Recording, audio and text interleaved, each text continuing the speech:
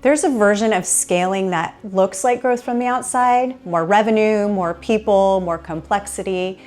But if you're still the person every important decision runs through, you haven't scaled. You've just made yourself harder to replace.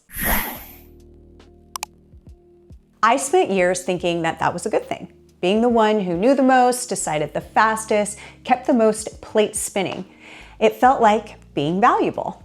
What it actually was, and it took me longer than I'd like to admit to see this, was a ceiling I had built for myself and for everyone around me. So in this video, I want to show you how we build systems inside our portfolio companies that remove dependency on any one person, including me. I'm Summer Mulder. I'm the CEO of Sandbox Resources, and we provide consolidated services, systems, leadership, and infrastructure, and operating support across a portfolio of 9 companies. At that level, I cannot be the decision point for everything. And if I am, the whole thing slows down when I'm unavailable, and everything stops when I leave a room. So we build systems that run without us. And in doing that, we find out fast who your real leaders actually are. Most founders think about systems as an efficiency play. Get it documented, get it repeatable, get it off your plate. And yes, that is part of it. But the deeper reason to build systems is something most people miss. A system forces clarity, and clarity is what separates leaders from order takers. When there's no system, people wait for direction. They will escalate everything, and they protect themselves by doing nothing without your approval. And it's not because they're weak, it's because the environment you've created rewards waiting. When there's a clear system, people have to decide. They have to own outcomes, they have to solve things, and they have to lead. The system isn't just protecting your time, it's revealing who can actually run without you. And that information is invaluable. Most companies, when they finally sit down to document things, they make the same mistake.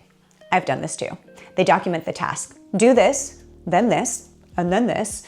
And that's basically a checklist. And checklists don't build leaders. What builds leaders is documenting the decision behind the task. Why do we do it this way? What outcomes are we protecting when we follow this process? And what does good look like here? And what does it not look like? When does this person have full authority to decide, and when do they have to go to somebody else? When your team understands the decision, not just the steps, they can adapt. They can handle the moment when something unexpected happens, and the checklist does not cover that. And something unexpected always happens. That's not a problem with your process, it's just what running a real company looks like. There's a distinction I come back to constantly inside of our companies, and it's the difference between being responsible for something and owning it. So responsible means you do the work. Ownership means you protect the outcome. Those are not the same thing. When I install a system inside one of our companies, I will assign one owner to every key process. Not a committee, not the team, one person. Their name is on it, their number is attached to it, and they answer for it. That single shift from the team handles this to Sarah owns this changes the entire dynamic, because ownership without a system is chaos, and a system without an owner is just a document that nobody will read. You need both, and you need them installed together. This is the step most founders resist the longest, and once the system is built and the owner is assigned, you actually have to step back. Not disappear, but just step back. Stop being the first call when something goes wrong. Stop being copied on every single email. Stop solving problems that belong to somebody else. I know how that feels, especially when you can see the answer faster than they can, and especially when you have been burned before stepping back too soon. But here's what I've learned the hard way. Every time you jump in when you shouldn't, you teach your team that the system doesn't actually matter, that you're still the right decision point, and you quietly undo everything you just built. So step back deliberately, let the system work, let the owner lead, and then come back and debrief. That debrief right there is where the real leadership development happens.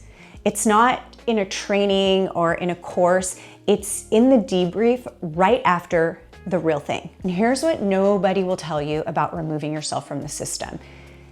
It's a diagnostic tool. When you genuinely step back, some people will rise and they'll own it, they'll solve problems, they'll protect the standard when no one is watching.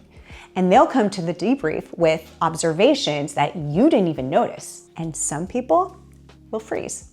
They'll wait, they'll escalate things that they should handle, they'll perform when you're present and coast when you're not.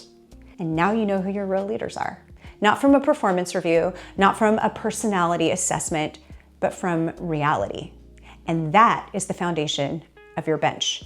The people who step up when the system gives them space to, those are the ones you invest in.